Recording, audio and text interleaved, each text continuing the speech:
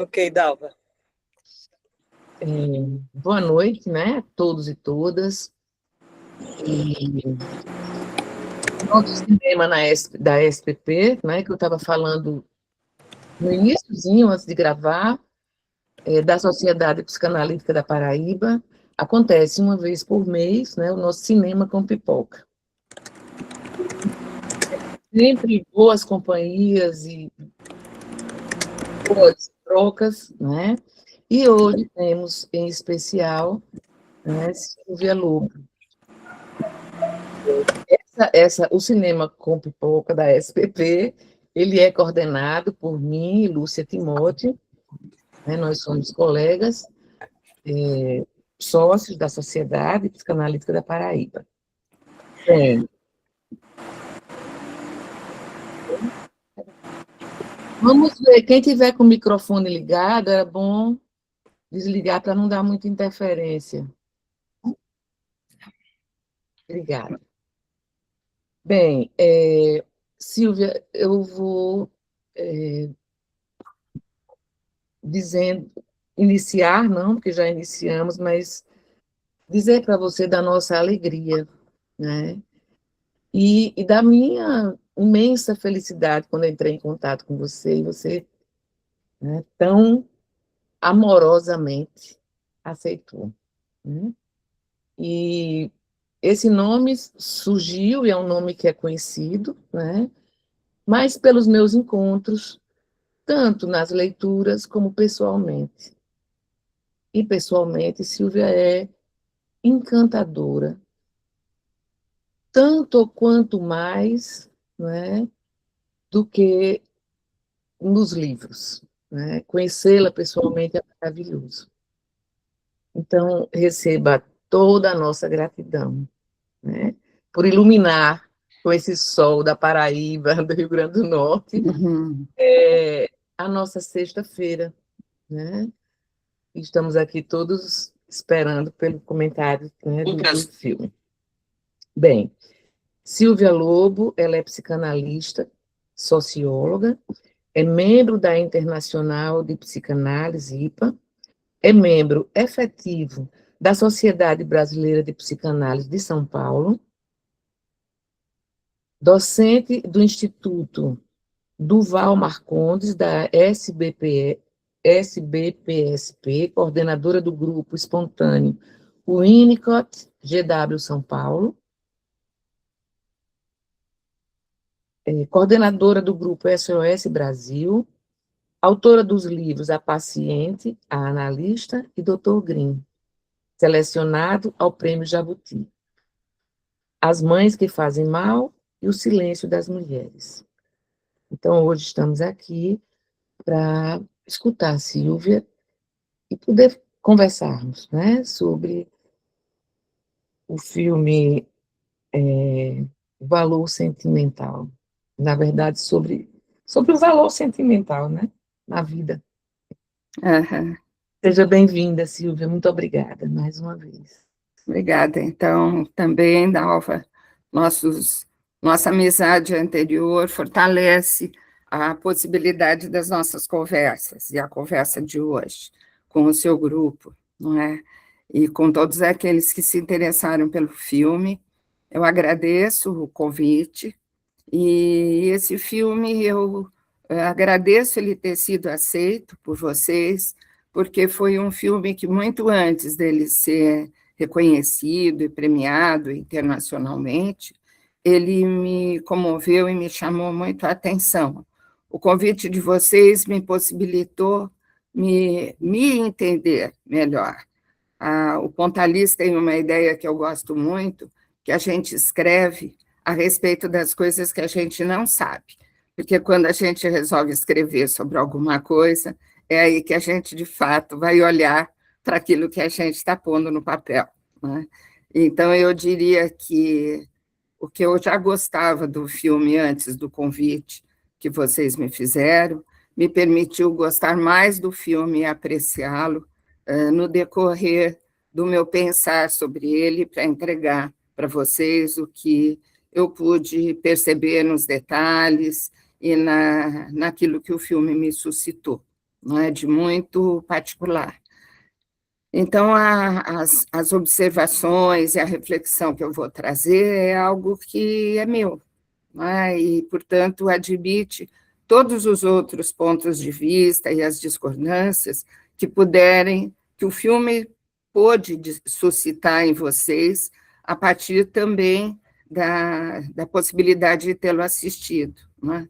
E para quem ainda não o assistiu, tomara que a nossa conversa estimule a que isso seja feito, porque me parece que vale bastante a pena, não é? Eu tomei a liberdade de tomar nota dos meus apontamentos, porque como o filme tem muitas peculiaridades, eu fiquei um pouco temerosa de perder na minha comunicação alguma coisa que valeria a pena compartilhar na nossa conversa. Então, eu vou ler o que eu escrevi, vou procurar ler pausada e com um pouco mais de calma, e vocês vão me orientando se a leitura e se aquilo que eu for trazendo não for ficando claro para quem está me ouvindo, né? Então, vamos lá, cuidar do nosso tempo. Valor Sentimental é um filme que, mais que outros, permite ser visto e selecionado de muitas maneiras.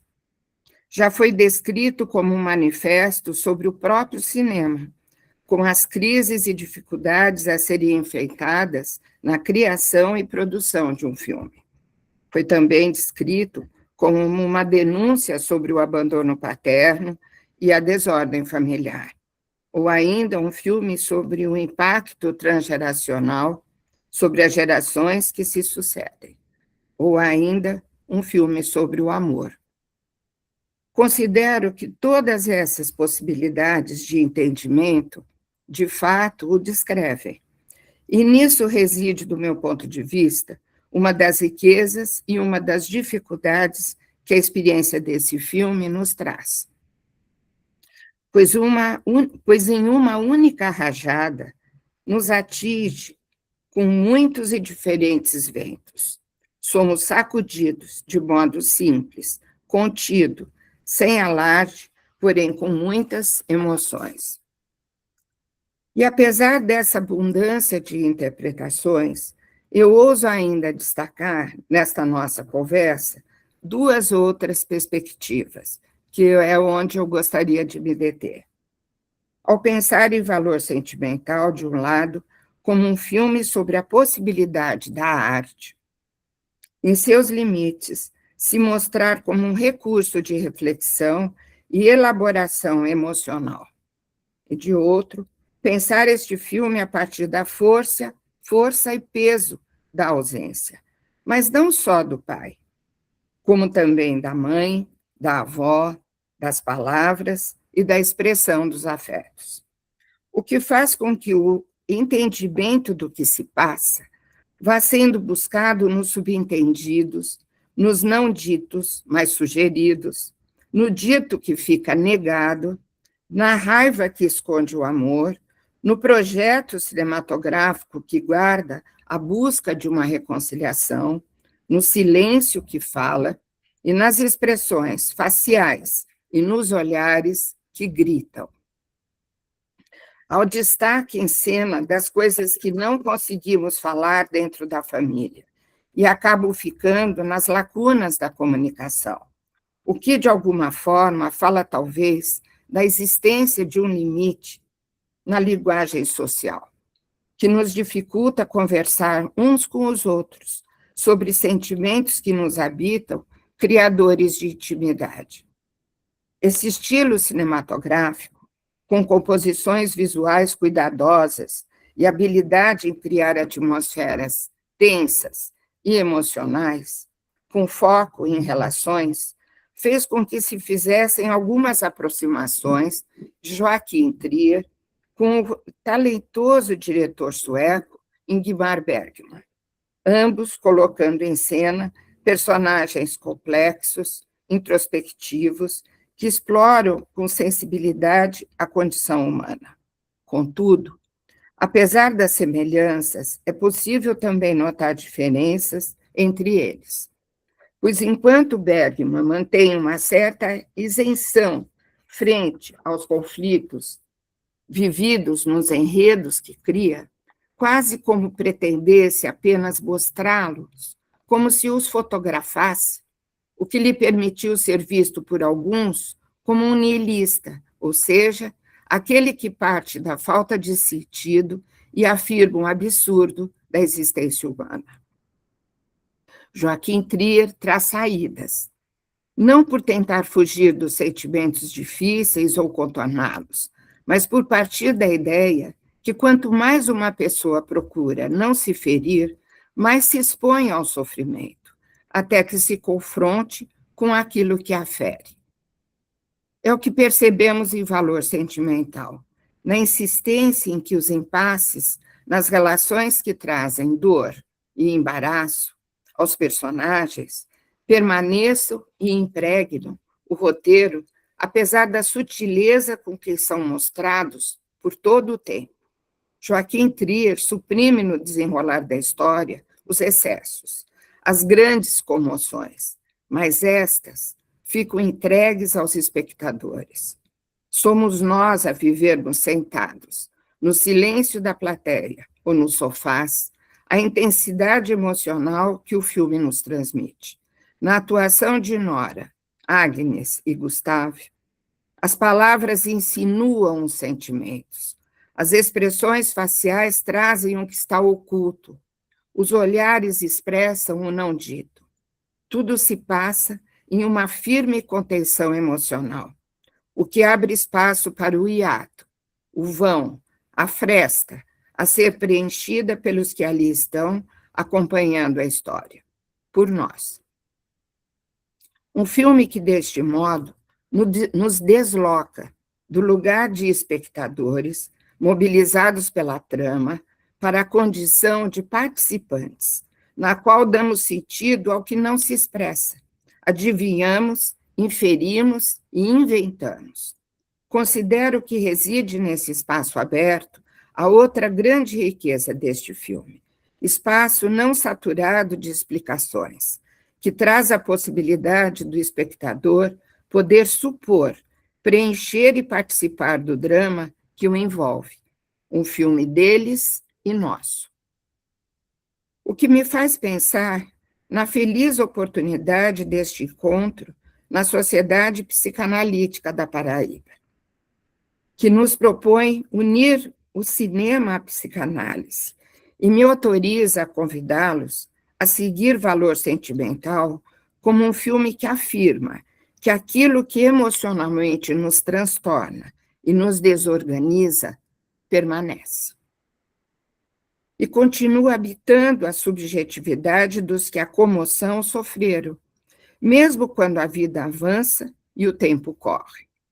A partir dos restos guardados, não entendidos, as marcas emocionais ficaram em cada um dos personagens da história, que tiveram e distintamente registraram.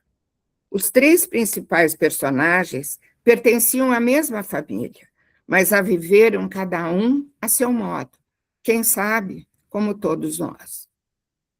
Há um diálogo comovente entre as irmãs, onde Nora pergunta a Agnes, sorrindo, como isto pôde acontecer? Você ficou bem e eu fiquei doida. Agnes diz que não é verdade. Nora insiste. Por que nossa infância não arruinou você? Não foi fácil para mim, diz Agnes. E ainda Nora. Você formou uma família, um lar, tem um filho. Eu não. Eu não consegui nada disso. Agnes responde, sim, mas houve uma grande diferença em como crescemos, apesar de estarmos na mesma família. Quando mamãe estava muito mal, eu tinha você. Sei que você se acha incapaz de cuidar, mas você estava lá comigo. Secava meu cabelo, penteava, me levava para a escola. Eu me sentia segura. Você estava comigo. Momento em que, unidas, ambas as personagens e as atrizes se emocionam. E nós espectadores também. E, mais uma vez, confirmamos a experiência de quantas vivências insuspeitadas acontecem dentro de uma mesma casa. Valor sentimental, portanto, fala de emoções que nos habitam, mesmo ou sobretudo quando não as nomeamos. Delas não temos clareza, supomos poder ignorá-las. No desenrolar da trama, os personagens, Nora, Gustav e Agnes, se movem como se fossem abrindo espaços para se apresentarem no que viveram, no que sentiram, e nos dão o tempo para abrirmos espaços para recebê-los também em nós.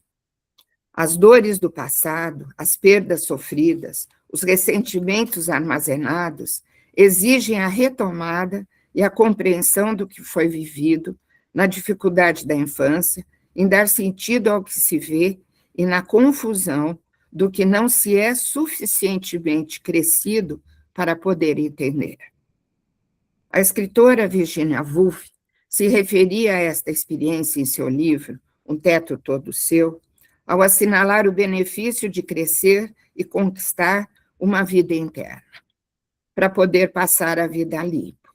Penso que esse é o trabalho emocional que Gustav, Nora e Agnes têm que se dar conta no desenvolver da sua história. O filme se inicia com as lembranças do vivido na casa de família, na qual, naquele momento, moram duas pequenas meninas, uma pequena, outra mais crescida, e o casal de pai e mãe. Contudo, a casa mostra os vestígios de todos que por ela passaram: tataravós, bisavós, avós, tias, pais, animais de estimação e crianças. A casa é mostrada cercada de vegetação muito verde e flores em seu meio espalhadas. O interior da casa é percorrido, expondo um mobiliário antigo e ordem na arrumação. Mas a câmera expõe uma profunda e extensa rachadura, que ameaça a solidez daquela construção. Defeito presente há século, mencionado pelo pai. Visão que nos induz a pensar nas histórias ali vividas, nos amores desfrutados e nas dores afetivas que ali ressoam no tempo das gerações. A menção à casa como representante de seus habitantes, testemunha dos que por ela passaram, nos faz lembrar a perspicaz analogia feita por Freud na associação da casa com o que somos e o inconsciente que nos habita, ao assinalar não sermos donos de nossa própria casa, pois desconhecemos a maior parte do que dentro dela se passa. Esta casa psicanalítica é também a casa criada por Joachim Trier, ao dirigir o filme que hoje nos ocupa, que pode ser pensada como um quarto personagem da trama que pulsa, clama e se transforma. A visão da casa e a menção ao fato de que na sexta série, Nora, a filha mais velha, ser solicitada pela escola a fazer uma redação como se fosse um objeto, e ela, sem pestanejar, escolher a casa da família, é o pretexto para sermos introduzidos no miolo da trama familiar. Nora imagina que a casa as observava, a ela e a irmã, rindo e correndo pelas escadas, fugindo pelo atalho do jardim, e ao tê-la como interlocutora, a ela fazia muitas perguntas. Se preferia estar vazia e leve, ou cheia e pesada, se o chão gostava de ser pisado, se as paredes sentiam cócegas e se a casa já tinha sentido dor. Conclui que a casa prefere estar cheia. Nora se misturava com a casa e buscava nesta projeção respostas para as suas inquietações de crescimento, como bem fazem as crianças. Mas a casa também trazia o registro do barulho que os pais faziam, sem usar a palavra briga, e trazia com nitidez o som da porta do carro batendo, uma, duas vezes, e o pai indo embora sem voltar. Com sua saída, a leveza se instala, com as janelas, portas e vidraças sem trepidar. Mas o silêncio traz a saudade dos risos e dos ruídos da convivência que com ele também se foram. A casa sentia a falta dos outros sons que ele fazia. Nora nos comove, ao compartilharmos com ela o inevitável da experiência humana, na constatação que o bom e o mal da vida, como siameses, com frequência se fazem acompanhar. Duro e vital aprendizado, o qual somos desafiados ao longo da vida a realizar. O pai desaparece, e dele chegam notícias longínquas do cineasta de sucesso que se fazia conhecer. As meninas permanecem na casa, abrigadas e aliadas, na companhia da mãe, que, deprimida, prossegue seu viver. Mas o lar se foi, não apenas porque o pai partiu, mas por tudo que mudou no íntimo das que ficaram, e mudou na casa a partir de então. Nora e Agnes crescem, se profissionalizam, uma atriz talentosa, outra historiadora competente. Algum tempo se passa, a mãe morre, e na cerimônia que se segue, o pai reaparece, discreto, mas com certa naturalidade, como se não tivesse ido e desaparecido. Agnes encontra espaço em si para acolhê-lo e o recebe com aceitação. Já Nora o afasta, no ressentimento do que lhe foi tirado e no embaraço do amor e do ódio em si, amontoados e acumulados. Não sabe onde colocá-los, como acomodá-los e como acomodar-se. Não tem recursos emocionais para esquecer o vazio e lidar com a ira causados pela ausência. O retorno do pai que chega, como se retomasse as relações de onde as deixara, parece ignorar o que sua ausência dramaticamente causou na falta que faz. Filhos, sobretudo pequenos, precisam de uma dupla de pais, para crescerem em segurança em suas semelhanças e diferenças, que lhes configurem o mundo a ser buscado, tragam a confiança para enfrentar o desconhecido e ofereçam distintos tipos de cuidado e amor. Talvez isto possa parecer antigo, e de fato é, porém não ultrapassado.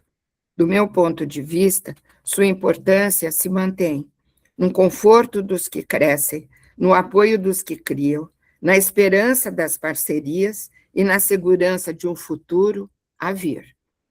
Contudo, também consideremos que a tristeza da falta de pai ou mãe também se soma ao modo como cada filho e filha sente e elabora, na profundeza do seu ser, essa dor.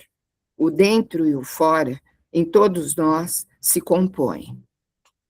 A partir deste momento, abrem-se as gavetas das emoções guardadas, e que, ao deslizarem na tela, nos permitem adentrar mais e mais na busca de Agnes do passado da família, nos ressentimentos de Nora e nas tentativas de aproximação de Gustav. A vida subjetiva se apresenta para ser desvendada, denunciada e entendida no interior de cada um desta família. E, de novo, temos a certeza que a emoção que o filme transmite não nasce de excessos, mas do talento no trato das adversidades da existência humana. Não há culpados, nem cúmplices. Há pessoas que se feriram e recuaram em seu caminho de seguir adiante. No decorrer da trama, Agnes toma conhecimento do envolvimento político da avó paterna, de sua prisão e brutal tortura pelas forças da Gestapo, e ao fim de seu suicídio. Compadecida, sente-se muito próxima da avó e cogita ter sido ela uma mãe distante. A partir daí, entende melhor seu pai, pequeno órfão aos 7 anos. Apieda-se dele, filho também solitário. Nora, por seu lado, sofre o desespero da ambivalência, ao desejar a proximidade do pai, cuja falta do amor e presença tanto sentiu e o ímpeto em afastá-lo por ter crescido sem tê-lo ao lado. Gustav busca a família de volta sem saber como fazer. Palavras lhe faltam, não sabe como expressá-las, para dar conta do que sente, nem mesmo decodifica com clareza o que em si se passa. E consideramos de novo a recorrência com que afetos são silenciados na relação entre pais, filhos, filhas e irmãos. Assim se dá entre pessoas comuns, de boa vontade, dentro das famílias e nas diferentes culturas. A comunicação entre palavras e sentimentos fica muitas vezes interrompida. Gustav tenta sair do impasse do modo que melhor sabia fazer e oferece como moeda de troca a produção de um filme, com roteiro já pronto, que lembre em detalhes a saga da família e cujo papel principal a Nora caberia por tê-la tido como inspiração ao escrever. Oferta que é por ela recusada. Projeto cinematográfico real, que visa uma realização, mas que vai se mostrando pouco a pouco, tendo menos o propósito anunciado e mais como um importante movimento de reencontro com a filha, com quem mais se parece e de quem sente o maior rechaço. A princípio, parece não entender de onde provém a distância enraivecida que a filha mantém. Há um momento marcante do filme, quando sentados próximos em torno de uma pequena mesa, pai e filhas, cautelosos, conversam sobre cinema, teatro, o trabalho de atriz, tendo um subtexto onde Gustav tenta, ao pensar sobre o cinema, procurar também, de novo, atrair Nora para a participação no filme que fez pensando nela.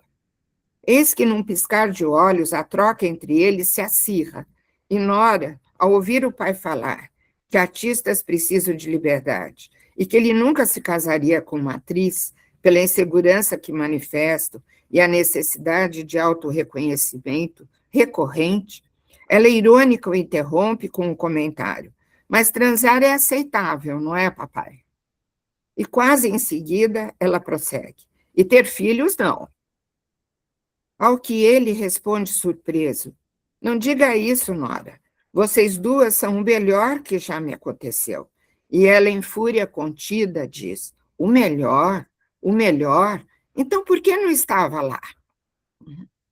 Naquele momento, sai a raiva da ferida reaberta, do abandono sentido, da solidão vivida, da perda do lar.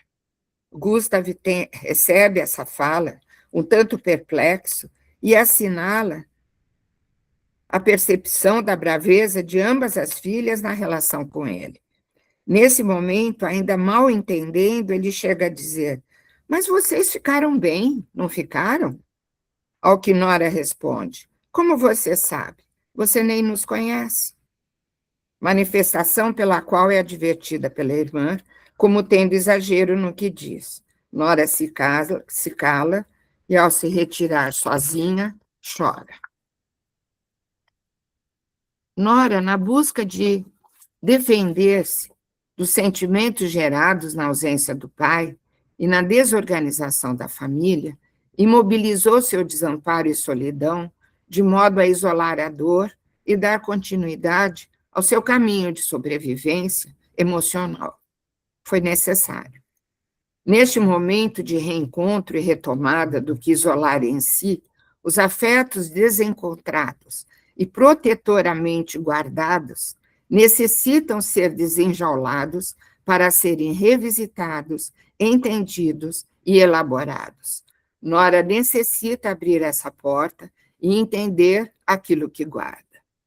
Agnes, ainda que mais reflexiva e menos ferida, também, em certo momento, diz ao pai como não pôde entender o fato dele passar de tão próximo a, de repente, tão distante, a ponto de ter sumido. Assinala deste modo que traz as marcas da ausência, cuja dor foi acrescida de uma experiência de amor confiável, segura, que se perdeu sem explicação e sem acomodação.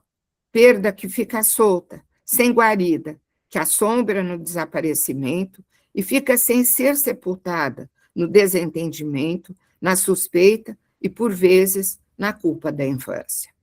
O tempo um pouco passa, e Gustav, na vivência dessas novas experiências, e ao ir conseguindo dar algum sentido a elas, vai se dando conta da importância que teve sua ausência na família, na forma como se deu e como cada filha, em sua singularidade, a vivenciou. Essas revelações lhe permitem rever o passado de outro modo e olhar-se comprometido com o que causou.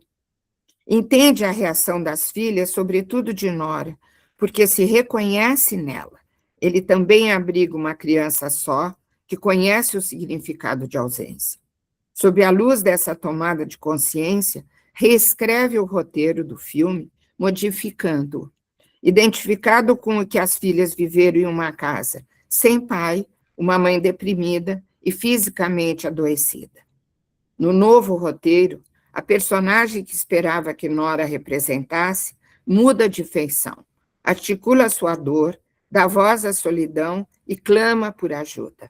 Na condição de espectadores participantes, nos inclinamos a pensar que há um filme dentro de outro, dialética criativa, na qual, em uma feliz sincronia, as movimentações de sentido reverberam de um a outro. Podemos pensar que o conflito entre Gustav e Nora se situa no que não está sendo percebido. Não alcançam o que se passa mais profundamente em suas subjetividades. E o acesso possível ao que interfere na relação se dá apenas em sua exterioridade, o que os confunde e torna difícil e tensa a comunicação do pai, a comunicação entre eles. A Nora escapa à vergonha de sentir-se fraca, escapa seu desejo de aproximação do pai, tê-lo próximo novamente, fica presa ao ressentimento e espera dele o que nem sabe bem o que é. A Gustav escapa os lutos da trágica morte da mãe e mais tarde da perda da filha. Não tem consciência que o filme busca dar destino a essas duas grandes dores, mãe e filha misturadas. Sem se dar conta, nega algumas vezes ao longo do filme que o filme seja sobre a mãe. E podemos dizer que é e não é sincero ao dizer isso, pois fala do que alcança, do que consegue saber, mas lembremos que na primeira encenação feita com a atriz americana, as cenas finais do filme na casa mostram um menino interferindo no suicídio, uma mãe hesitante, uma porta que se fecha e o som do banco no chão, o que nos leva a pensar na mãe na sombra do roteiro original. Na apresentação final, reescrita, a cena se modifica. A mesma porta se fecha, mas além dela, há silêncio, deixando mais uma vez a nós, espectadores, o desfecho da cena. Agora, este filme é de Nora, escrito para e sobre ela. Valor Sentimental nos ensina como a arte, em sua singeleza, pode ser capaz de comunicar sentimentos guardados e inexprimíveis, o que as palavras, devido às intensidades, profundidade ou natureza abstrata, não dão conta de expressar. O filme, no silêncio, nas sombras, no escuro, no constrangimento das conversas intimistas, insinua, sugere o que existe, está lá, mas não se apresenta. Freud escreve, em 1914, um trabalho cujo título tudo nos diz: recordar, repetir e elaborar, para poder esquecer e parar de repetir. Considero que a capacidade de aceitar a incompletude em nós, no outro e nas coisas, eu vou falar isso bem devagarinho, porque eu acho bastante preciosa essa conquista que podemos fazer ao longo da nossa análise. Considero que a capacidade de aceitar a incompletude em nós, no outro e nas coisas, reconhecer a impossibilidade do desejo de encontrar o que se apresentaria como pleno, completo e sem falhas, é o segredo de manutenção da serenidade, necessário para dar lugar ao sentimento de gratidão, pelo reconhecimento da importância de ser, de ter, de poder contar com a possibilidade de ajuda, de companhia e de amor. Capacidade que conhecemos em psicanálise com o nome de posição depressiva ou depressividade. Experiência descrita pela sensibilidade de um ator do seguinte modo: o trabalho em um filme em que questões humanas são tratadas com sensibilidade nos permite perceber que a coisa mais importante de ser artista é aprender a ser vulnerável o suficiente para nos permitir ser visto por quem somos e não por quem deveríamos ser. É nos entregarmos completamente ao mundo, até mesmo as partes de nós mesmos, das quais nos envergonhamos, das quais temos medo, que são imperfeitas. Assim, quem sabe, as pessoas com quem conversamos também possam aprender a se enxergar e a se aceitar mais plenamente. E chegamos ao final do nosso filme. Gustav entrega o novo manuscrito de volta para Agnes, pedindo que o leia, e na tristeza e no embaraço da falta que o mobiliza, ele adoece. Gustav comove Agnes, que lê o trabalho que recebe do pai, reconhece as mudanças com emoção, convencida da importância de que Nora também o leia. Entrega a ela e assinala que deve lê-lo, e explica que não é nada do que imaginava o novo roteiro. É um filme sobre você, diz ela, e não sobre a mãe de papai. Ele o escreveu para você. Nora recebe o roteiro e cautelosamente vai adentrando nele, comovida e perplexa. Se vê descrita a cada página. Surpreende-se do pai na distância que manteve, agora ter podido encontrá-la e entender seus sentimentos nos tempos em que estava tão longe dela e da casa. Na delicadeza com que os capta e descreve. Pergunta à irmã se contou a ele pelo que passara e se certifica que nada sobre ela ao pai foi mencionado. O pai se aproximou dela ao escrever sobre a personagem do filme, e no ato sensível e criativo desta entrega, ele pôde resgatá-la, como se na distância a tivesse mantido presente dentro dele, nela pensado, como se a tivesse visto, tivesse estado lá, nunca tivesse ido. Agora, a dor passada pode ficar para trás, se transforma diante da percepção que o pai se importa, a reconhece, e com ele também pode se reconhecer. O presente apresenta e ganha importância. Nora pode seguir adiante, aceitar estar no filme do pai, que é também um filme dela. Valor Sentimental é, assim, um filme que nos traz a esperança de que, por meio da arte do cinema, do teatro, da literatura, da música, da pintura, possamos nos apropriar mais e melhor do que nos habita em nossa subjetividade. A arte nos abre caminhos, nos permite insights súbitos na sutileza e proximidade com que questões humanas, no lúdico do teatro, na distração do cinema, nos são apresentadas. Nos levam a entendimento sobre outros, sobre a existência e sobre nós, que sozinhos não conseguiríamos acessar.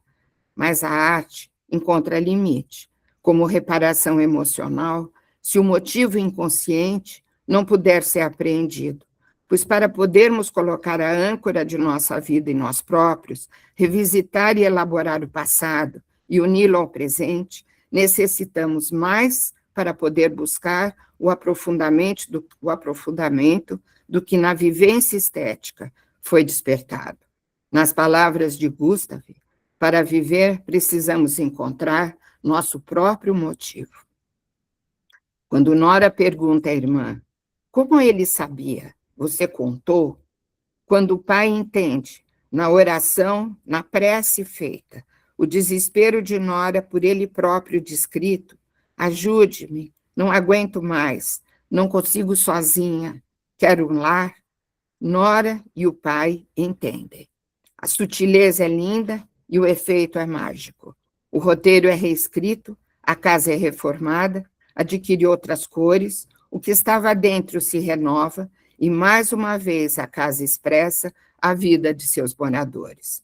Assim, a elaboração dos traumas vividos, que diz respeito a todos nós, passa pelo encontro, pelo entendimento, pelo perdão e pela compreensão de que o acontecido não foi possível, não pelo que não se quis, mas pelo que não foi possível, não se pôde. Duro aprendizado da saga humana, sem culpados nem vítimas, mas viventes, assujeitados ao que se consegue entregar e eleger, que não se liga aos desejos, mas ao que se alcança viver. Donde é possível conceber a possibilidade do perdão em uma perspectiva psicanalítica, pela qual a suspensão da ofensa reside não na tolerância que leva ao oferecimento da outra face, mas na resposta à pergunta se em circunstâncias semelhantes teríamos agido do mesmo modo. O que dá lugar à fraternidade e torna inesquecível o olhar trocado e o suave sorriso entre Nora e o pai ao final das filmagens. Delicada e genuína expressão de cumplicidade e pacificação. Este é o lugar da reparação, da elaboração e do entendimento dos afetos. Esse é o lugar que valor sentimental nos faz chegar e que também pode ser pensado como lugar da psicanálise. Muito obrigada.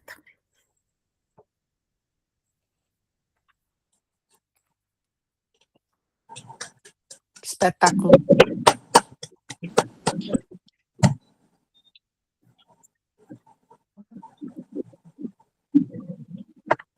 Maravilha.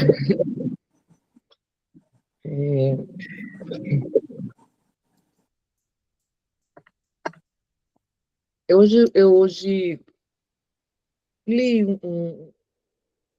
ouvi um breve comentário que o comentador dizia, né, que estava... Ele era um comentarista de filme, mas ele disse que nesse filme ele fez uma coisa que nunca tinha feito ainda. E como ele comenta filmes, ele ficava assistindo muitos filmes e comentando. Esse ele disse que não conseguiu fazer isso, porque ele precisou de um tempo, né, para viver o valor do filme. Eu acho que eu fiquei pensando nisso, e quando você foi falando, eu fui pensando nisso. Eu acho que você vai ajudar a gente, né? A gente a falar desse valor, né?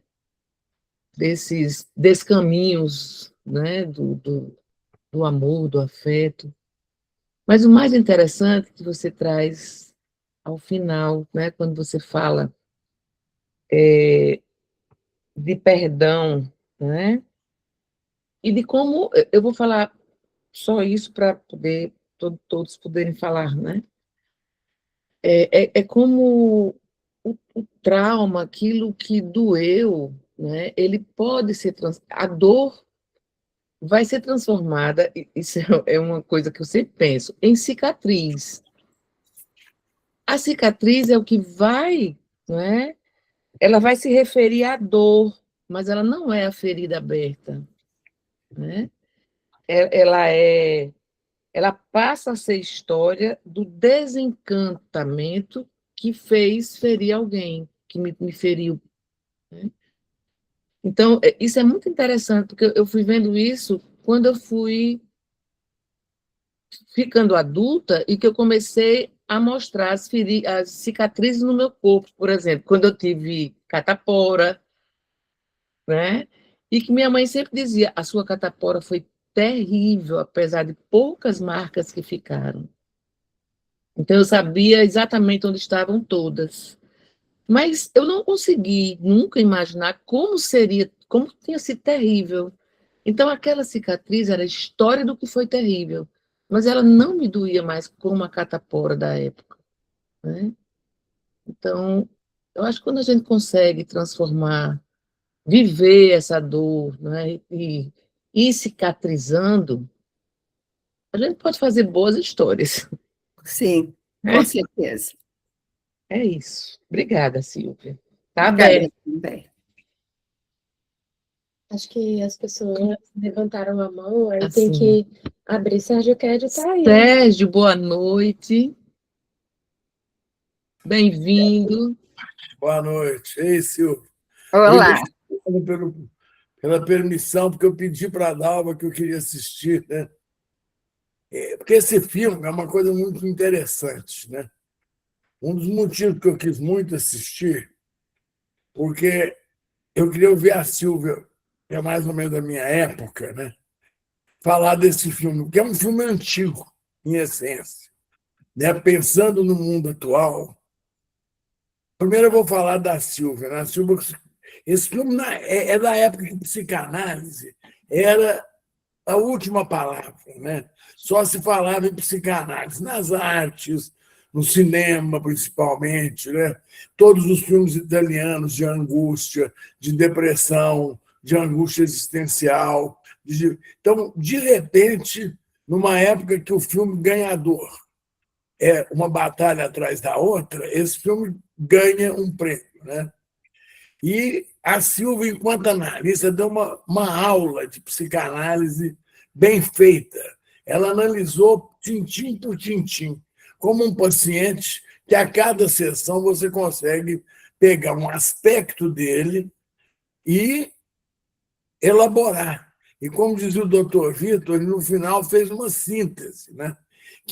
O doutor Vitor trabalhava muito com análise e síntese, né?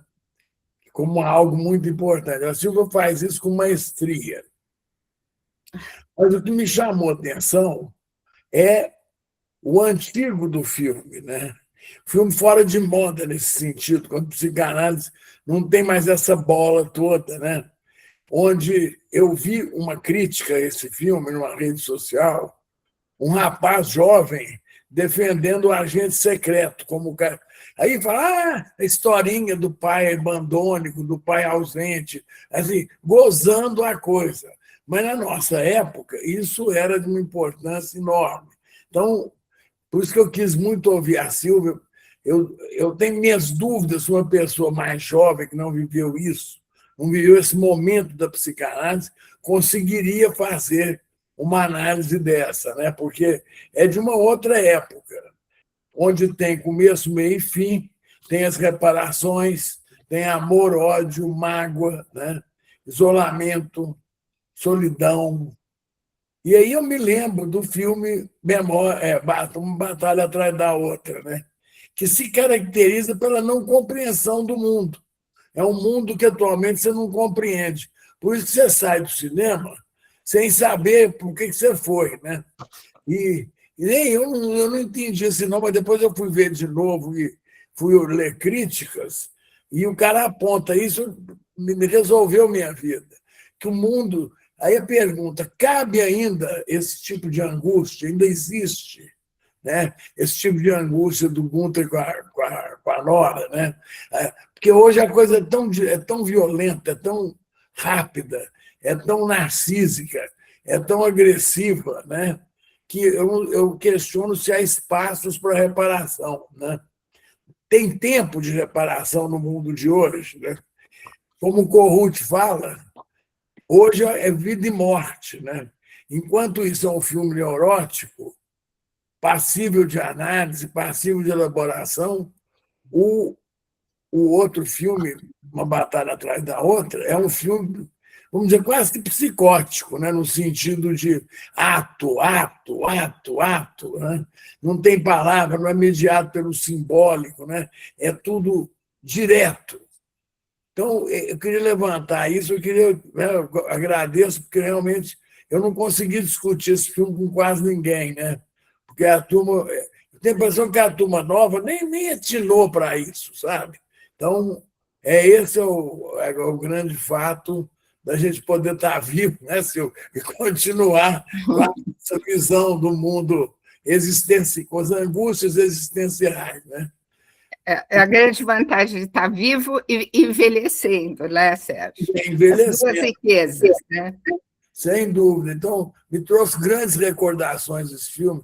Lembrei de tudo que eu amei tanto, como Fellini, como Visconti, né? Como Monicelli, com aquelas histórias de pai, de mãe, de família, das nossas ambivalências, dos nossos amores, das nossas culpas, né? Que existia culpa no final, nessa época, né? Hoje, culpa é uma coisa raríssima, né? Sabe? Sem culpa. Eu ouvi um rapaz dizendo, o símbolo da psicopatia que eu atendi, pena de ninguém, culpa nenhuma, né? Eu falei, parabéns, você chegou a um requinte que eu precisava, né?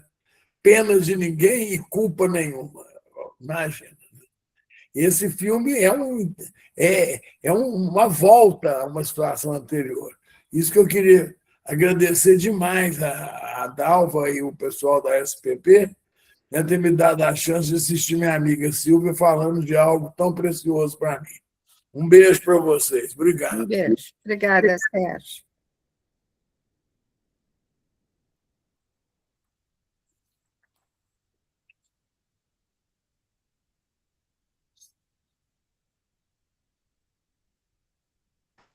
Gente, as inscrições estão abertas. Quem quiser falar, pode levantar a mão, pode começar a falar. Todo mundo pode participar. Vai, Jeroni, você levantou a mão, né? Uhum. Uma boa noite a todos, um prazer imenso ouvir pessoas tão sábias. Eu gostaria que a Silvia falasse algo breve sobre uma determinada cena do filme, que eu achei até, assim, concordando com tudo que o Sérgio falou, mas eu achei uma parte específica bem atual, que foi o pânico que a Nora sentia sempre que ela ia estrear. Esqueci. Isso aí me chamou a atenção no sentido de uma coisa bem atual, de os sintomas que ela sentiu, ela correu para, sei lá, para a coxia, lá para trás, e lá ela pediu um beijo, eu quero uma coisa, ela não sabia o que era, né? Aí tentou beijar, depois pediu que ele desse um tapa nela. Então, esse aspecto, assim, de gozo,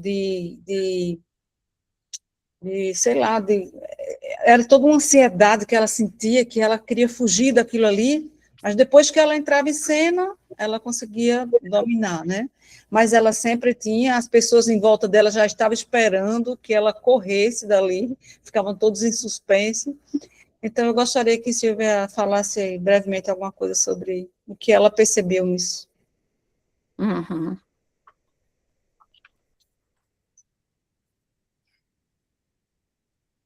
Eu tinha me esquecido. Acho que Né? tem outras pessoas que levantaram a mão, eu não estou com dificuldade aqui de ver, mas tem Lúcia Vanderlei, imagino que tem mais outras pessoas, por favor. Eu realmente não estou conseguindo ver, mas Lúcia, Camilo. Tá a Lúcia, que já estava inscrita, e agora Camilo. levantou a mão o Camilo de Lebe. Aí eu acho Ok, que a Lúcia também pode falar, né? E depois o Camilo. sim. Pode ir, Lúcia.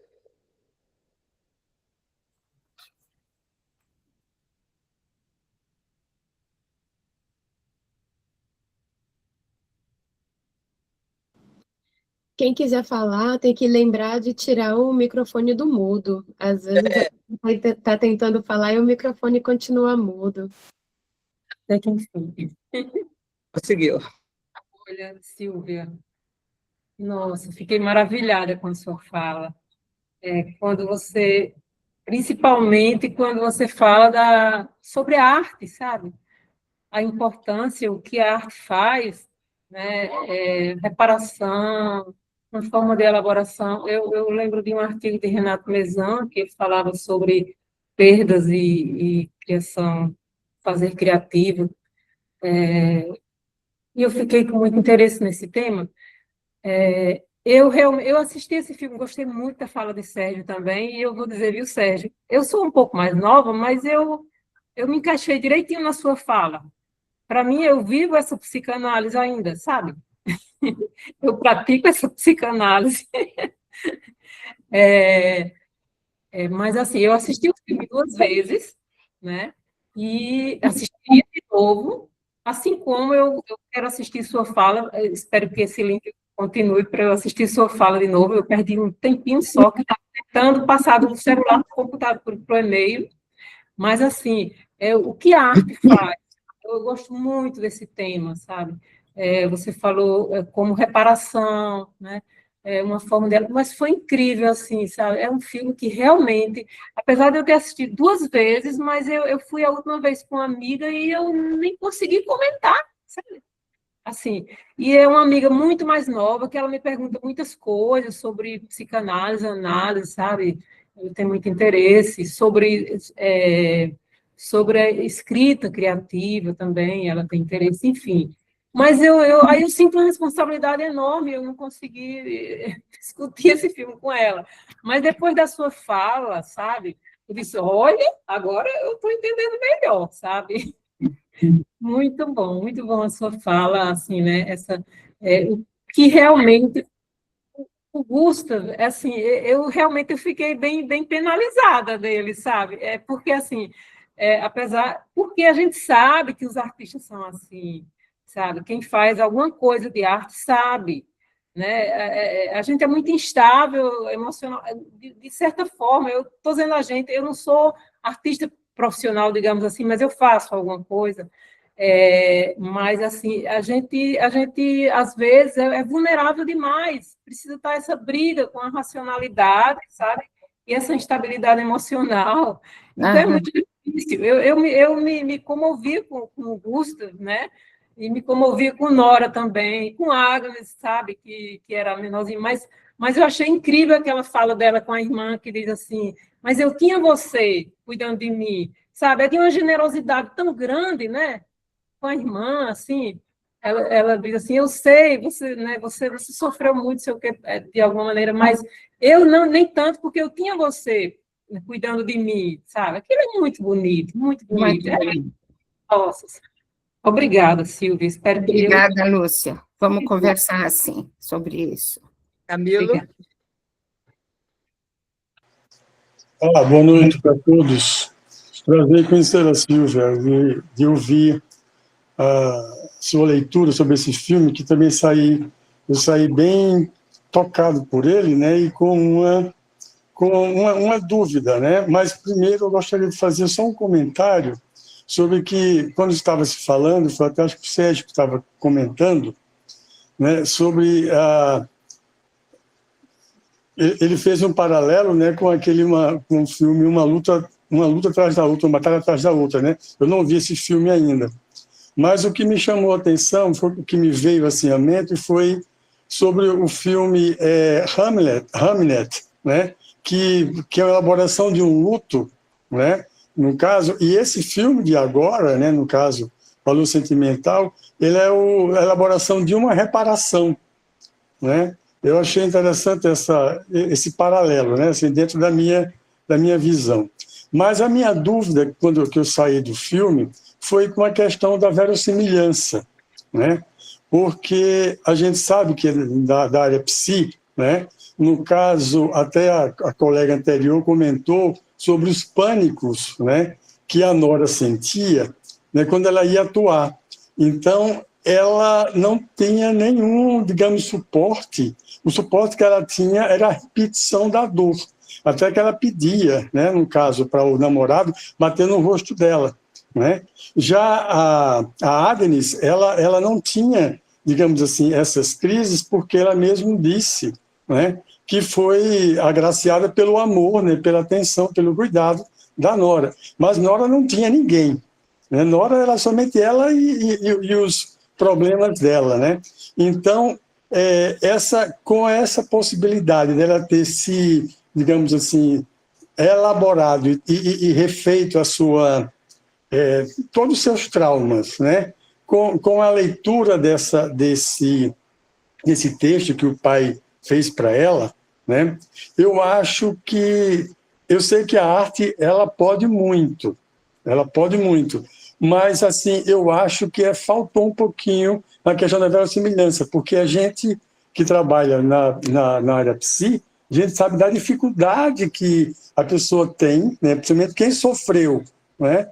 Traumas como ela sofreu e que não foram elaborados e que se repetem na vida, né? Principalmente profissional, como isso é difícil de se elaborar e de se fazer diferente, né? Então, eu achei assim uma pequena falha. Assim, também não sei por conta que é um filme, logicamente, não vai poder se mostrar todo o desenvolvimento. Mas eu achei assim que teve uma pequena, eu não queria dizer falha, mas um pequeno deslize na questão da verossimilhança. Eu queria ouvir vocês sobre isso. Muito bom, Camille. Um bom ponto. Vamos conversar, sim.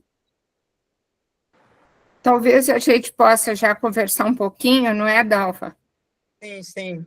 Para a gente abrir depois, para não Sobre essas falas agora, a gente abre novamente. Tá ótimo. Então, vou, dentro do que me é possível, vou pensar com vocês em voz alta tudo que as perguntas me provocam, né? Sérgio, eu penso, eu vejo o que você assinala, mas eu me coloco, ou coloco a psicanálise num lugar de uma atualidade que é onde em nenhum momento eu coloco em xeque aquilo que ela pode nos oferecer, não é?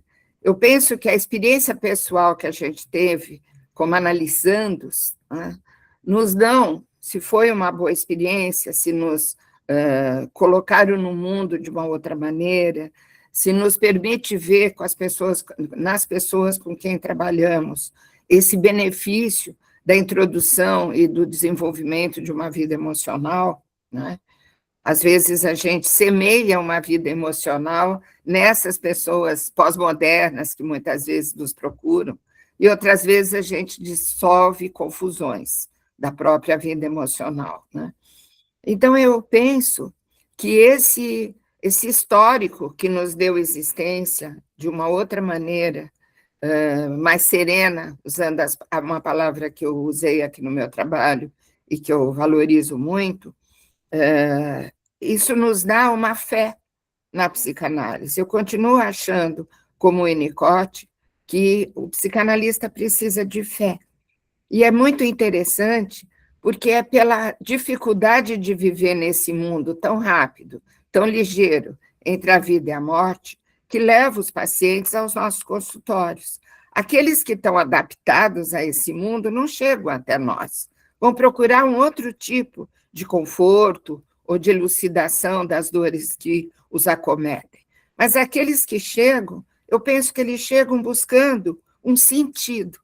Isso que existe no filme, e que aquela atriz americana também muito sensível diz para o Gustav, mas por que ela se matou? Se ela tinha um filho? Ele diz, porque ter um filho não é suficiente. É importante que a gente tenha um motivo próprio para poder viver, né? Então, os nossos consultórios estão abertos para aqueles que estão procurando um motivo seu, uma existência sua, para continuar vivendo, ou para viver com os motivos que tem de uma forma mais competente, mais eficaz, mais consistente, vamos dizer assim. Então, acho que eu tenho, apesar de nós sermos da mesma época, eu estou desconfiada que eu tenho, nesse momento, mais esperança que você, não é? Inclusive na efetividade e na atualidade ainda da psicanálise, porque me parece que sem sentido para a nossa vida, não adianta a gente ter prazeres sensoriais, ter dinheiro, ter divertimento, ter viagens que as pessoas gostam tanto de fazer hoje em dia, mas sem sentido. Tudo isso se esvai, todas estas outras coisas que poderíamos chamar das futilidades, que nos distanciam muitas vezes da vida mental, não se sustentam, não é? Então, eu diria que o filme fala de coisas antigas que não são ultrapassadas, não é? Me parece muito isso, não é? Então, cabe ainda a ideia da reparação, da elaboração como necessárias para a gente continuar vivendo e reatando relacionamentos e consertando experiências que estão se mostrando mal-sucedidas e entendendo em nós uma visão de mundo sobre nós mesmos que muitas vezes nos tornam muito confusos no trato da realidade. A cena do pânico, que o Camille tão bem traz e a Geroni nos traz, né? Eu entendo assim, eu acho que ela pode ser entendida de muitas maneiras, mas eu entendo, fico pensando, e fiquei pensando antes mesmo logo no início, como as escolhas que se fazem profissionais são muitas vezes marcadas como tentativas de tratamento, tentativas terapêuticas de dar conta das nossas angústias. Eu não acho surpreendente que a filha mais velha, a Nora, tenha ido por um caminho de atriz. Como eu não acho surpreendente que a Agnes tenha sido historiadora, porque a demanda que ambas têm para dar conta das suas questões existenciais é diversa. Quando a gente vai ser historiador ou vai procurar a história. Não é por acaso que ela vai procurar a história da avó, a história da família. Qual é o começo, o meio e fim, foi a origem da minha existência, meu pai, minha mãe, o transcorrer, minha irmã, essa gratidão, Lúcia, que você traz, que ela pôde reconhecer na irmã, e que foi um elemento fundamental na constituição da historiografia dela, da história dela, de vida. Né? Então, ela foi atrás desse novelo que ela foi desenrolando. E eu penso que a Nora, ela foi procurar no teatro, o que também não é incomum, que através da vivência da vida de outras pessoas, nós entremos em contato com as dores e os dramas da nossa própria existência. Mas é como se nós colocássemos o anteparo entre a dramatização que é feita no palco e aquilo que nós sofremos e que está nebuloso na nossa própria interioridade, porque muito nos assusta entrar em contato com aquilo que nos habita. Não é? Não é por faz de novo lembrar do Freud, quando ele diz, indo para os Estados Unidos, o que eles estão fazendo festa para nos receber se a gente está levando para eles a peste? Não é? Então, olhar para dentro de nós é olhar não só para a nossa generosidade, para a nossa capacidade de reparação, quando temos ajuda, mas também olhar para o medo que nós temos do que vamos encontrar dentro de nós. Então, a mim parece que quando ela tenta esse caminho de indiretamente dar conta dos seus demônios, dos seus fantasmas, ao entrar no palco, ela não está protegida deles. E o medo é que ela seja assaltada por aquilo que ela suspeita, mas ela não tem clareza do que a habita. Então, ela teme poder se ver invadida por coisas que ela não sabe, por emoções, por sentimentos, e isso lhe dá um pânico. Eu tenho um texto, mas eu também, que eu conheço, o diretor da peça diz para ela, mas você não precisa estudar mais o texto, você já o sabe. Não é? Mas ela tem um texto interno que ela desconhece, que ela só vê sombreado, que ela vê de uma forma nebulosa. E o medo é que ele saia junto na hora da dramatização. Quando ela entra em cena, ela tem um domínio maior, quase como se desse corda, e uma atriz que decorou o texto o apresenta.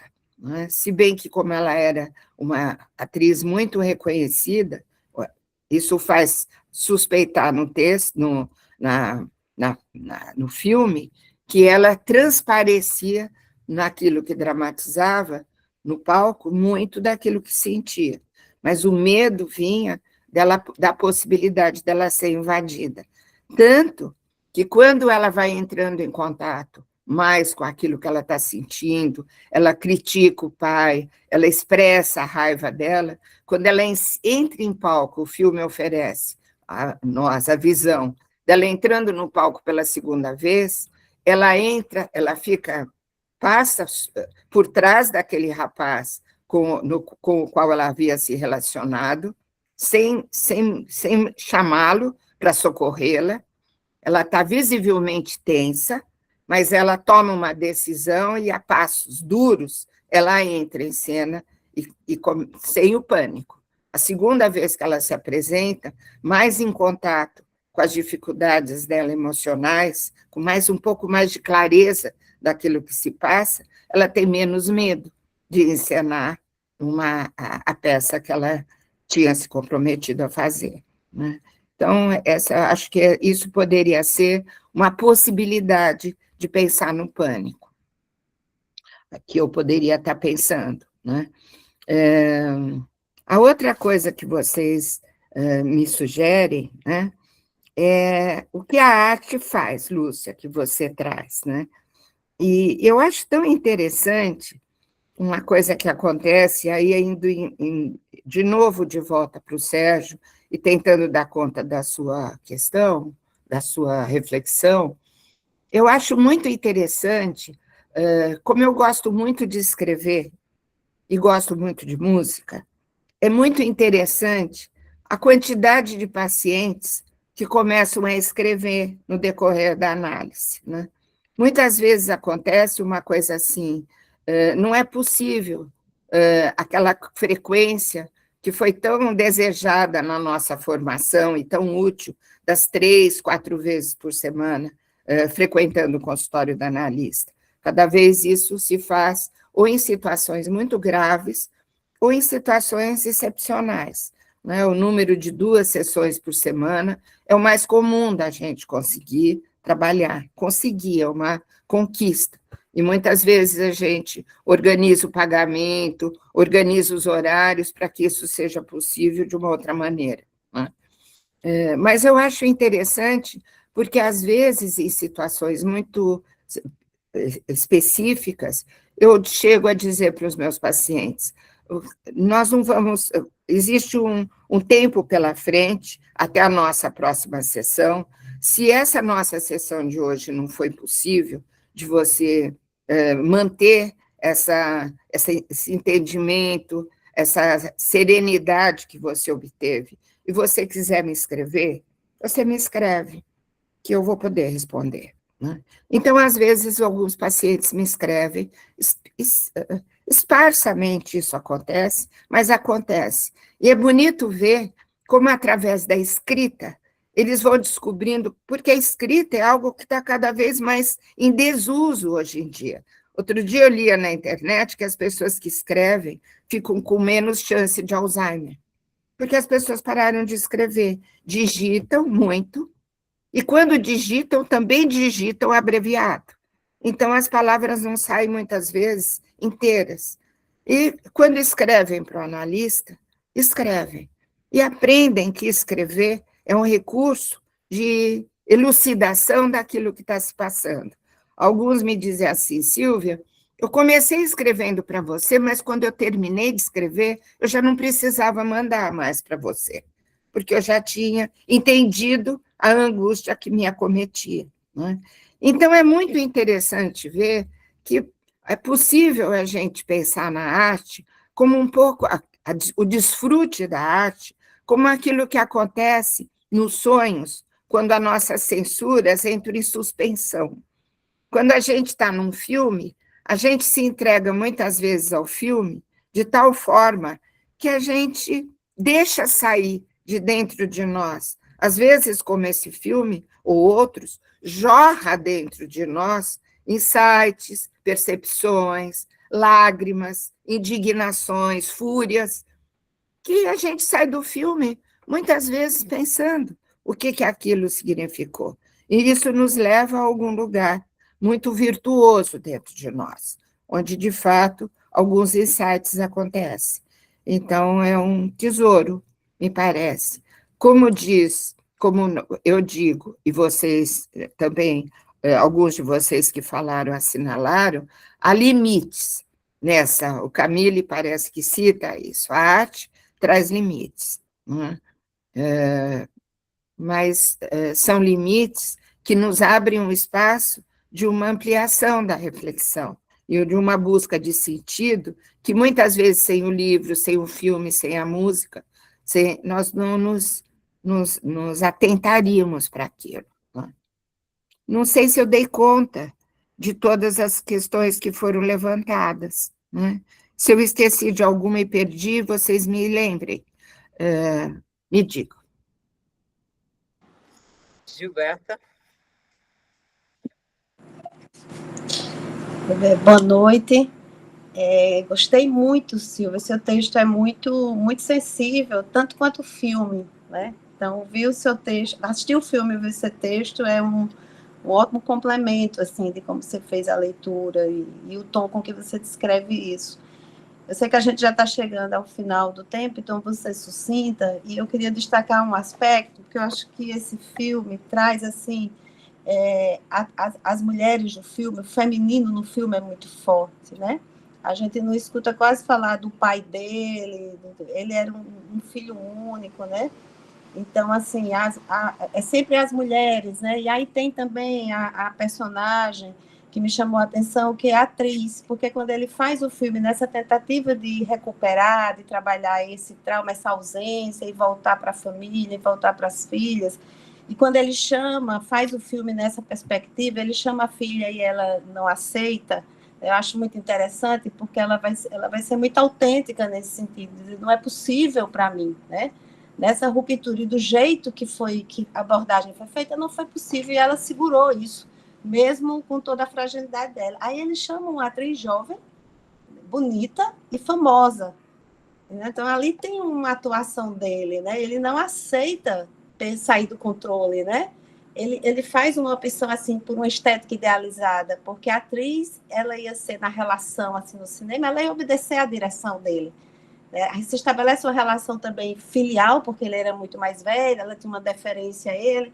Então, tem uma estética idealizada e tem uma filha também idealizada ali. Né? Era a filha que ele iria dirigir, né? E dirigir não só o papel, mas dirigir também os afetos, pareceu isso, né? Então, achei interessante isso, como ele queria manter o controle, né? Como ele ainda queria manter o controle daquela situação que também era muito difícil para ele, e porque também estava muito embotada ali a relação da mãe e filha, a mãe e a filha, né? Essas duas mulheres, né? E as duas mulheres tiveram uma passagem no ato, né? A mãe tenta o suicídio e a filha também, que a gente não sabe como ele soube daquilo, né? Fiquei com essa curiosidade, não sei se eu não peguei, mas como é que ele sabe que no filme ele coloca que a filha tentou o suicídio? Parecia um segredo até para a gente, né? E aí eu fiquei pensando nisso, assim, né? Como é que ele não tinha uma capacidade de aceitar um vínculo imperfeito, né? Dele e da filha com ele. Eu queria trazer esse aspecto, né?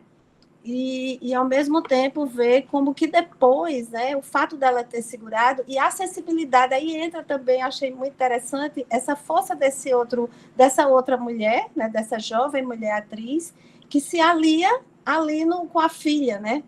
Ela rompe com muito cuidado, com muito zelo, ela rompe a relação com ele e diz, eu não posso, não sou eu, né? Aqui é a sua filha, eu não falo o idioma, eu não tenho, né? Então, eu achei muito interessante isso também, como ela também se alia à relação, a filha mesmo estando, né? A nora mesmo estando assim, chateada, porque colocou aquela mulher no lugar dela, mas quando ela a procura, ela tem uma relação amistosa, então o diretor, ele não traz uma disputa ali entre elas, né? As mulheres, elas vão se ajudando, né? E é muito bonito essa cena que você traz da irmã, da Agnes, dando esse reconhecimento que ela teve um objeto, né, primário, vivo. Você não teve, mas você fez isso por mim, né? Isso mesmo. Você cumpriu o papel de objeto primário ali para mim, por isso que eu posso também te sustentar. E aí a outra também vem e faz, eu não vou ficar no seu lugar, esse lugar é seu, eu não sou a filha, né? Eu não vou ser também cumprir um papel idealizado, esse lugar é teu, e aí vem a possibilidade dele também reescrever o texto e trazer aí essa outra situação mais numa perspectiva da cura, né, desses traumas. que é que você achou disso, né? Como é que você viu? Iago, Boa noite. Primeiramente, Silvio, eu queria dizer que eu sou de uma geração mais nova, né? Então, não sei se para perceber pela minha voz, eu tenho 25 anos, estudando psicologia, já faço análise há um tempo, né? Então, quando você falou na sua fala de que você ainda tem esperança para a psicanálise, isso me tocou bastante, porque a psicanálise hoje em dia eu acho que está sofrendo desdobramentos muito interessantes para tentar se manter relevante, não para si mesma, como para o mundo, né? Então, saber que alguém que é já de uma ou mais gerações atrás de mim tem esse mesmo pensamento é muito reconfortante. Eu sinto que a psicanálise, ela carece muito, às vezes, de um sentido de renovação, que às vezes as coisas elas acabam ficando muito, qual a palavra, não é paradas, letárgicas, né? Então, ver esse movimento de uma pessoa com muito mais experiência, sabedoria, muito mais bagagem é extremamente reconfortante.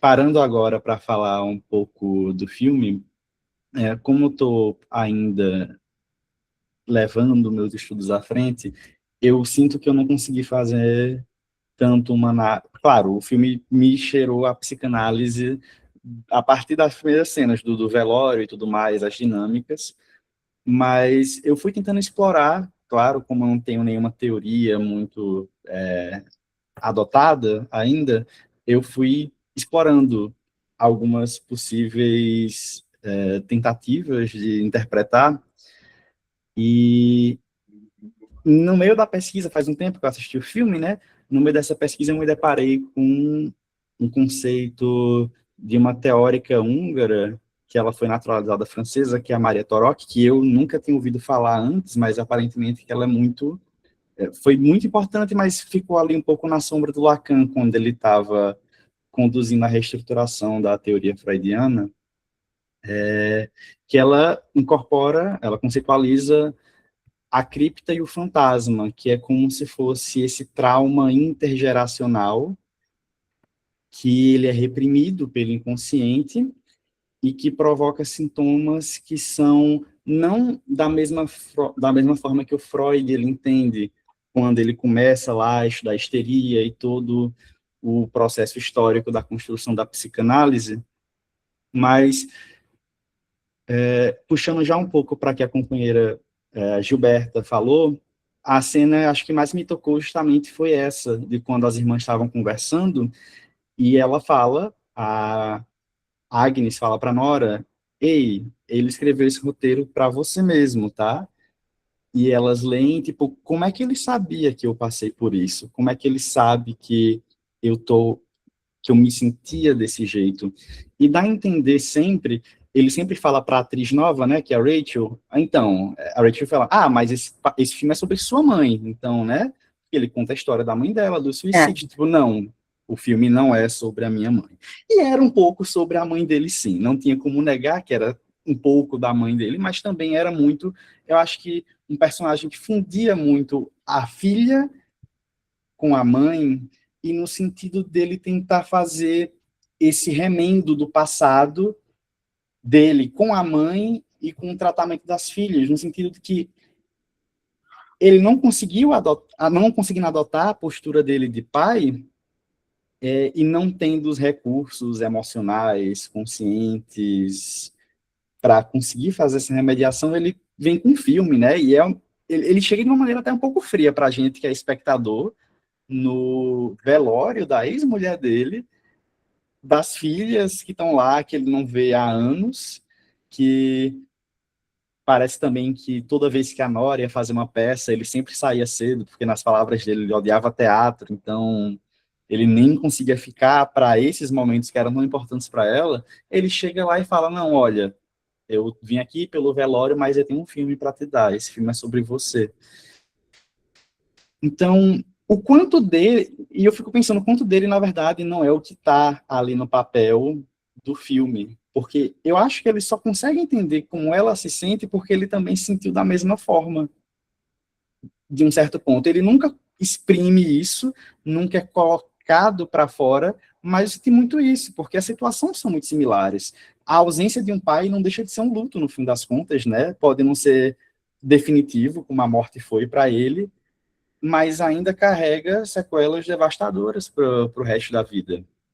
E não conseguindo fazer com ela, ele vai tentar fazer com a Rachel, né? Que é uma incrível atriz, aparentemente, no mundo do filme, e ela vai, mesmo com a atuação perfeita dela, ele sempre vai colocando algum defeito, como se fosse algo que não pudesse ali realmente se completar no desejo dele.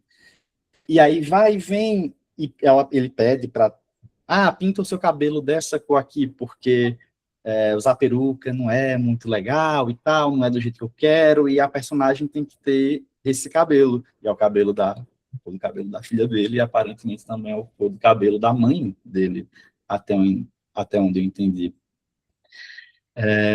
Mas, enfim, já indo para o final, eu sinto que também a casa ela é muito importante, é a primeiro contexto narrativo que a gente tem é justamente aquela redação da casa. Eu gosto muito quando eles tentam humanizar esses personagens não animados, me lembrou muito o Curtiço, da questão da casa ter uma vida. E eu, talvez, não... Isso já é uma análise mais pessoal, talvez não tenha extrapolando demais. Eu sinto que a cor da casa simboliza muito alguma coisa. A casa começa muito como vermelha, né? Um vermelho muito vivo, muito vibrante, e no final ela tá um branco acinzentado, como se fosse uma tela em branco, eu entendia, uma folha em branco, porque no fim das contas aquilo ali, o filme é um recomeço da relação daquela família, não só dele com a nora, mas da família inteira, que até ele traz o neto dele para atuar, que é no papel que dá para entender que era ele, quando criança, quando a mãe se matou. Então, acho que a provocação que eu queria trazer eu acho que quando ele para de filmar aquele filme, quando o filme ele acaba, a casa cumpriu o papel, né? Então, a arte está ali organizando esse caos familiar, mas as feridas, de certa forma, continuam lá. A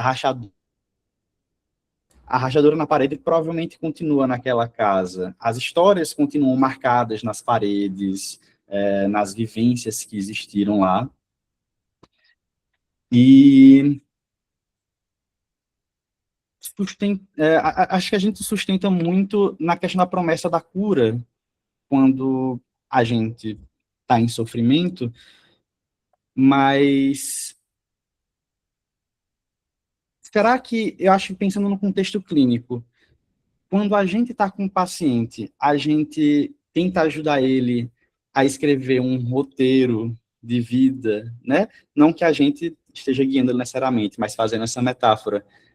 A gente tenta fazer com que ele escreva um roteiro melhor, onde o sintoma, ele não só é suportável, mas ele também ganha um sentido estético, né? De estar ali bonito, de estar encenável, ou que a gente está só oferecendo mesmo, não só, né? Não simplificando, mas que a psicanálise ela quer ali oferecer a dissolução desse trauma, entregando uma direção mais refinada para a neurose daquela pessoa. Não sei Vamos se consegui... conversar. Vamos pensar nisso. Vou tentar ajudar. Tem uma última inscrição aqui, acho que a gente podia ouvir, que a Maria Tereza... E juntava. Encerra essa Vamos lá. e você conclui com sua fala, tá bom? Tá bem, ótimo. Dalva.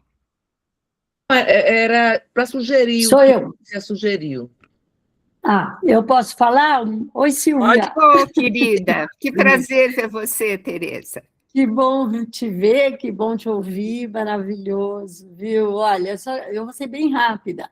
Eu queria saber uma coisa, assim, o que você pensou? O filme é maravilhoso, eu assisti 2 vezes, obviamente a tua análise aí foi incrível, gostei demais, mas eu fiquei pensando, queria saber o que você pensou a respeito da mãe das moças, porque eu não sei, ela teve um papel que para mim não ficou claro, sabe? Assim, ou era assim mesmo, eu não sei. Queria saber se você pensou nisso ou o que você pensou.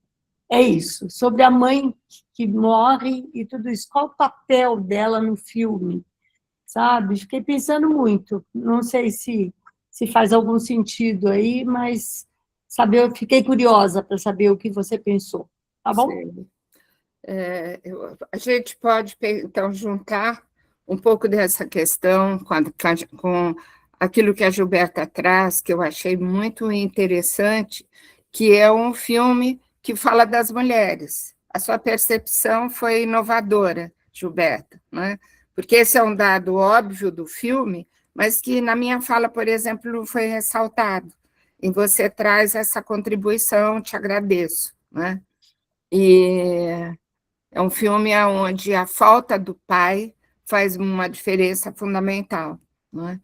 E eu fico pensando, Tereza, que se a gente olha, a Melanie Klein dizia uma coisa, vou usar esse respaldo da Melanie Klein, que a gente sabe a gravidade daquilo que aconteceu dentro de uma casa pelas consequências daquilo que ocorreu.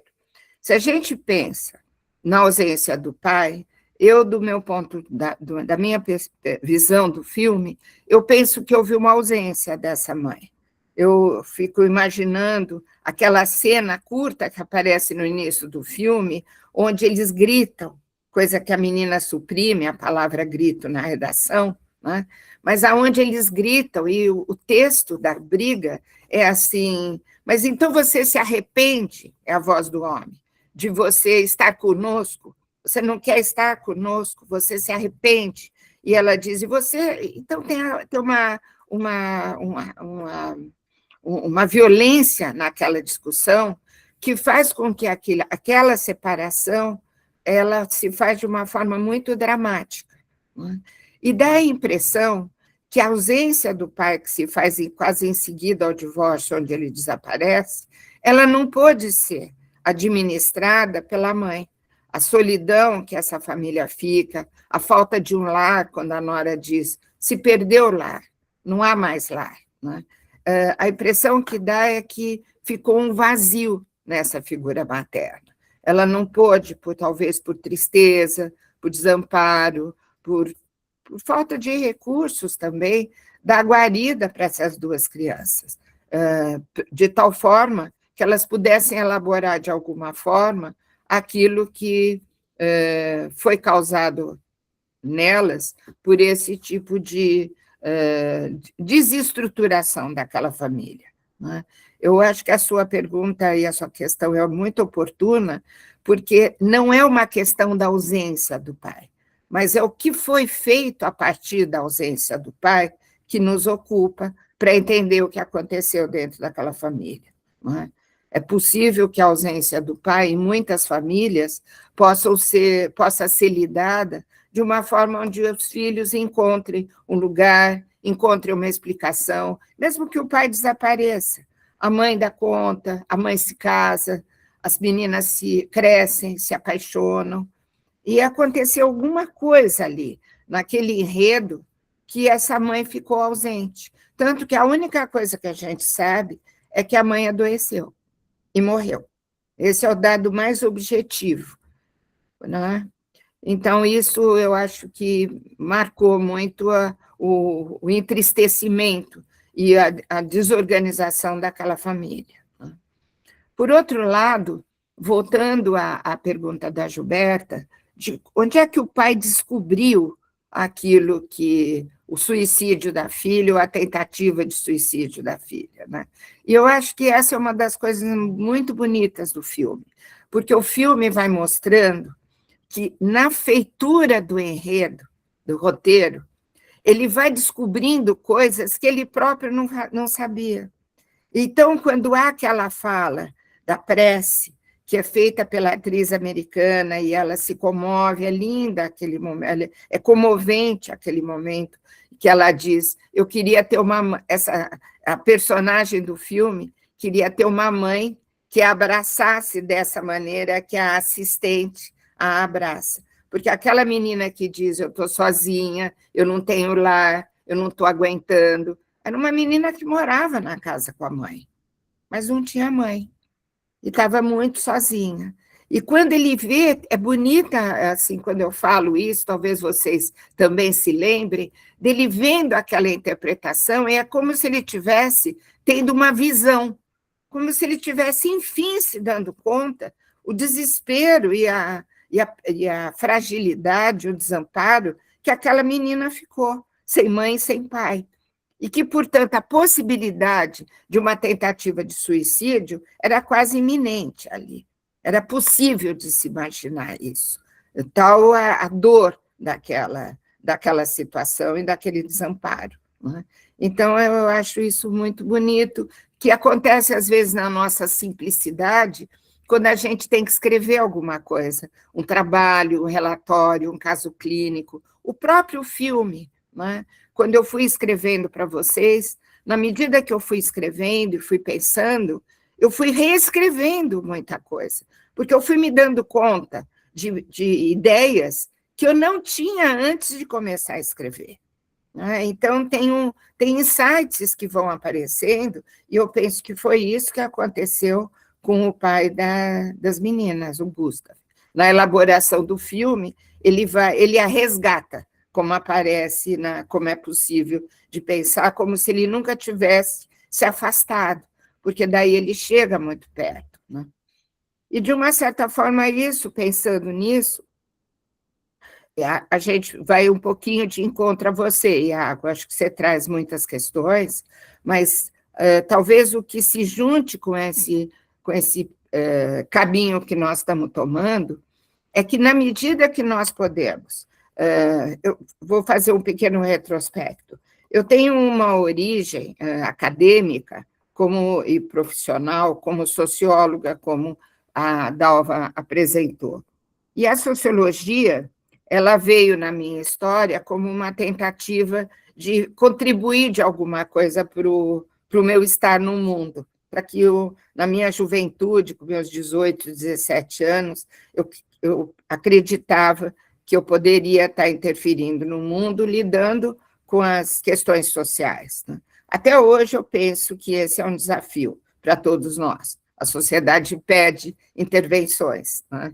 E militâncias e posicionamentos, mas eu me dei conta que, como socióloga, eu brincava comigo mesma, que eu só pescava lambari, e quando eu comecei a fazer uma análise, eu me dei conta que eu podia pescar os peixes um pouquinho maior, né?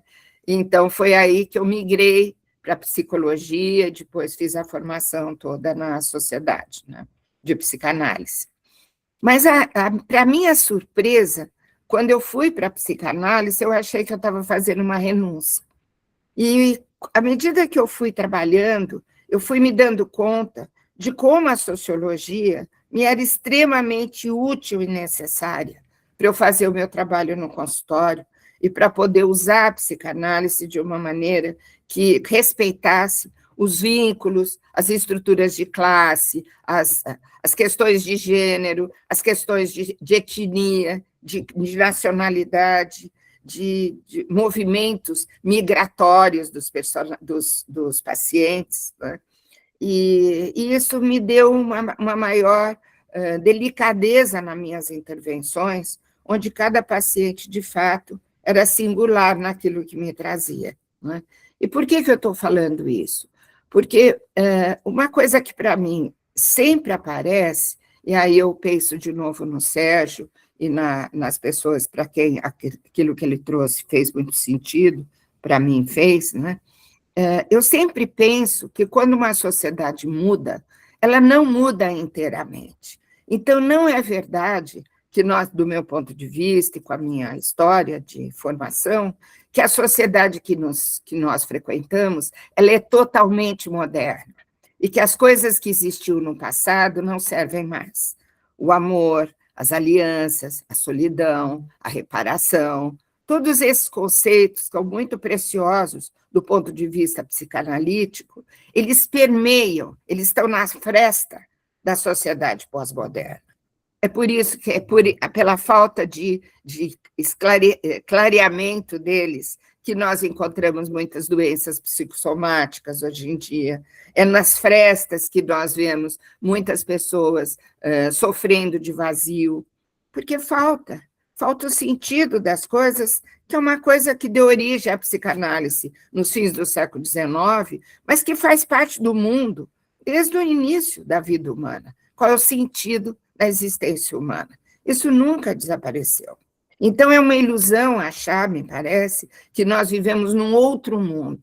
O que mudam são as questões de superestrutura, é aquilo que a gente vê no funcionamento da sociedade, e muitas vezes na sua exterioridade. O grande desafio nosso é ver o que está subjacente a isso.